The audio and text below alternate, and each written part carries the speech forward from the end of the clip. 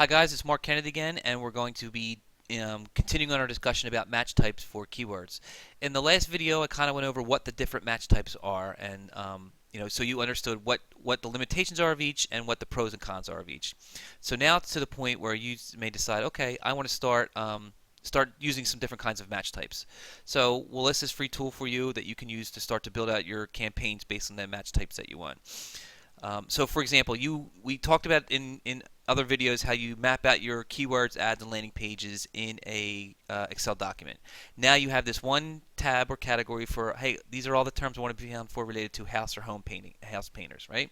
So I cut and paste my keywords in here. I hit the wrap button, and it'll spit these out in forms of brackets, which is exact, phrase, which is quotes, and the plus signs. And now you could take these keywords and paste them back into your spreadsheet so that when you load them up into your Google AdWords campaign, all the hard work's done for you. They're wrapped in quotes and they're wrapped in brackets or the plus signs. Again, we touched on which ones you want to do. If you're unsure at this point, I would not go broad and I would do the plus signs at a bare minimum. But typically, I would say probably do all three match types in your campaigns.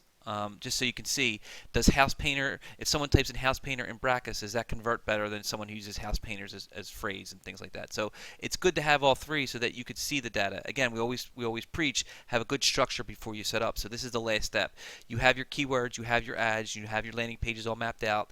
We put them in brackets, quotes, and pluses, and this will eliminate a lot of the unwanted clicks as well as the negative keywords. Now you're always going to be adding negative keywords and making tweakings to your campaign, but this will be a good way to set up from the beginning to start to get a decent ROI.